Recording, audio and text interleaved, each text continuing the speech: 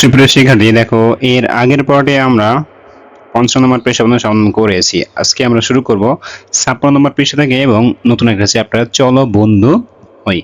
তো ষষ্ঠ শ্রেণীর স্বাস্থ্য সুরক্ষা বইয়ে তোমাদেরকে জানাই স্বাগত। চলো আমরা একটু একটু করে আজকের পার্টটা আমরা দেখে নিই। তো ফার্স্টে আমরা এখানকার এইটুকু পড়ে ফেলি। দেখো কি বলছে। দেখো বলছে, বন্ধুর সাথে সময় কাটাতে কার না ভালো লাগে, তাই না? কি করি আমরা বন্ধুদের সাথে? সব কি বন্ধু একরকম প্রিয়? সব বন্ধু কি একরকম প্রিয়? কেউ একটু বেশি প্রিয়, তার সাথে আমরা মনের কথা বলি। খুশির কিছু ঘটলে ঘটলে কখন তা বন্ধুকে বলবো, মন ছুটে যায়। আবার কোনো ঘটনা আঘাত পেলে, কারো উপর রাগ হলে আর কাউকে বলতে না পারলেও তাকে বলি। অর্থাৎ বন্ধু এমন একটা জিনিস যাকে সুখ দুঃখ কষ্ট সব রকম কিছু শেয়ার করা যায়, অর্থাৎ আমরা সেটা করে থাকি। বিভিন্ন সময়ে আমরা নতুন নতুন বন্ধু, নতুন নতুন মানুষের বন্ধু হই। অর্থাৎ আমরা নতুন নতুন মানুষের, যেমন স্কুল লাইফের একটা, তারপরে হাই স্কুল লাইফের একটা, কলেজ একটা, ভার্সিটি লাইফ একটা, এরকম চাকরি ক্ষেত্রে একটা। এরকম আমরা যদি কারো প্রিয় বন্ধু হতে পারি তবে কেমন লাগবে বলো তো? এবার আমরা নতুন একজনের বন্ধু হওয়ার জন্য কিছু কাজ করব, যাতে আমি তার একজন প্রিয় বন্ধু হতে পারি। প্রথমে এমন একজনকে বেছে নেব যার সাথে আমার বন্ধুত্ব আছে। কিভাবে আমরা বন্ধু হলাম, বন্ধুত্বের জন্য কি করেছিলাম, সেগুলো খুঁজে বের করব। এরপর আমরা সবাই মিলে সবার কাছ থেকে আমাদের বন্ধু হবার গল্প শুনব। তারপর প্রিয় বন্ধু হওয়ার জন্য কি কি করা দরকার সেসব জেনে আমরা নতুন একজনের প্রিয় বন্ধু হব। তো দেখো এখানে আমাকে বলা হয়েছে প্রিয় বন্ধু হলাম, বন্ধুদের কি করব না করব, কার হতে পারে, বা এই টাইপের বেশ কিছু এখানে প্রশ্ন তোমাদেরকে দেওয়া রয়েছে। তো সবাই খেয়াল করো, এখানে কয়টা ধাপ দেওয়া রয়েছে, একটুখানি দেখি আমরা। দেখো একটা ধাপ, প্রথমে নিজের বন্ধুর গল্প, যে ছকটা আমরা একটু পরেই পূরণ করব। অর্থাৎ আমার বন্ধু, তারপর আমার বন্ধু কেন প্রিয়, তারপরে কে কে বন্ধু হতে পারে, আমি কার বন্ধু হব, বন্ধু হতে কি করব, তারপরে সর্বশেষে প্রিয় বন্ধু হলাম। এই যে ধাপগুলো রয়েছে, এই ধাপগুলো আমরা পর্যায়ক্রমে আলোচনা করব। তো আজকে আমরা ফার্স্ট দুইটা, একটা দুইটা, এই প্রথম দুইটা ধাপ নিয়ে আজকে আমরা আলোচনা করবো। তো চলো দেখো এখানে নিচে দেওয়া রয়েছে যে প্রিয় বন্ধু হওয়ার গন্তব্যে পৌঁছাতে আমরা ৬টি ধাপ পার হব। শেষ ধাপে গিয়ে নতুন একজনের প্রিয় বন্ধু হব। এরপর নতুন বন্ধুকে নিয়ে এই পথটি সুন্দরভাবে পাড়ি দেওয়ার আনন্দ উদযাপন করব। দেখো আমার বন্ধু গল্প। এবার আমরা নিজেদের বন্ধুর গল্প বলবো। তার কোন দিকগুলো আমার ভালো লাগে, কেন আমি তাকে বন্ধু মনে করি, সেই গল্পটি বলবো। তবে গল্পটি বলবো ছবিতে। ছবিতে নিচে আমার গল্পের ছবিটি আঁকি। অর্থাৎ দেখো এখানে তোমাকে যে কাজটা করতে হবে, আমার তাকে কেন ভালো লাগে, তার কোন কোন দিকগুলো আমাকে ভালো লাগে, এই যে কাজটা এখানে তোমাকে আসলে ছবি দিয়ে তোমাকে দেখাতে হবে, কোনো লিখে না, কিন্তু অবশ্যই তোমাকে ছবি দিয়ে দেখাতে হবে।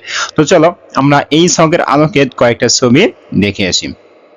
তো খেয়াল করো, কিছু চিত্র নামে আমি দিয়েছি। এবার দেখো প্রথম যে চিত্রটা দিয়েছি, খেয়াল করো যে সুখ দুঃখ ভাগাভাগি করো। অর্থাৎ বন্ধু হলে তাদের তার সাথে কি করো, সুখ দুঃখের ভাগাভাগি করো। এরপরে দেখো দ্বিতীয় নম্বরে দিয়েছি লেখাপড়ায় সহযোগিতা করো।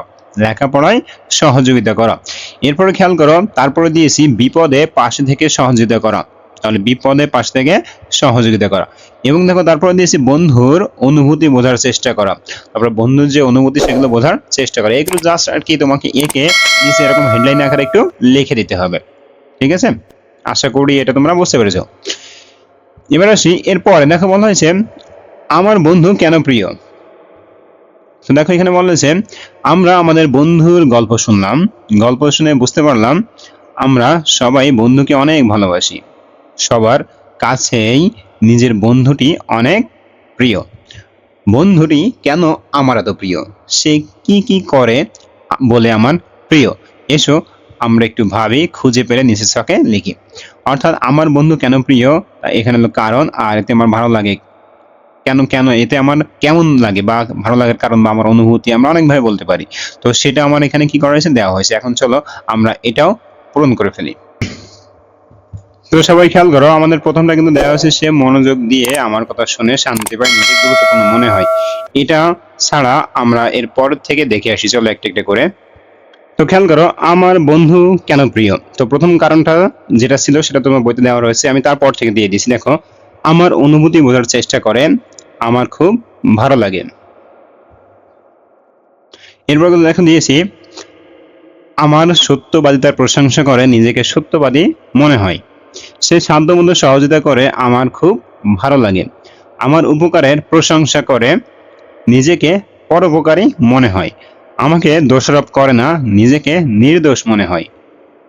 সে মনোযোগ দিয়ে আমার কথা বোঝার চেষ্টা করে, শান্তি পায়, নিজেকে গুরুত্বপূর্ণ মনে হয়। কষ্ট পাওয়ার মতো সে কিছু করে না, আমার খুব ভালো লাগে। সে সবাইকে সম্মান দিয়ে কথা বলে, আমার খুব ভালো লাগে। সে কোনো ভুল আচরণ করে না, শান্তি পায়, নিজেকে গুরুত্বপূর্ণ মনে হয়। অনুমতি নিলে কৃতজ্ঞতা জানাই, নিজেকে নিয়মানুবর্তিতা হয়, মানে মনে হয়। তাহলে সুপ্রিয় শিক্ষার্থী, আশা করি তোমরা এটা খুব সুন্দরভাবেই কমপ্লিট করতে পেরেছো, বুঝতে পেরেছো। তো দেখো এখানে বলা হয়েছে যে আমরা ভেবে বের করলাম আমার বন্ধু আমার কাছে কেন প্রিয়। এবার আমরা সহপাঠীদের কাছ থেকে শুনবো তার প্রিয় বন্ধু তাদের কাছে কেন প্রিয়। তো আজকের ক্লাসটা হলো 58 নম্বর পৃষ্ঠা পর্যন্ত, পরের ক্লাস শুরু করবো আমরা 59 নম্বর পৃষ্ঠা থেকে। ততক্ষণ পর্যন্ত সবাই ভালো থাকো, সুস্থ থাকো এবং আমাদের সঙ্গেই থাকো। ধন্যবাদ সবাইকে।